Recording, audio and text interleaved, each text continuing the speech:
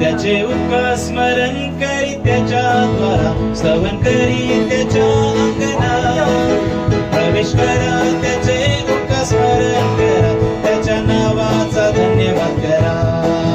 त्याचे उपकार स्मरण करी त्याच्या द्वारा, स्तवन करी त्याच्या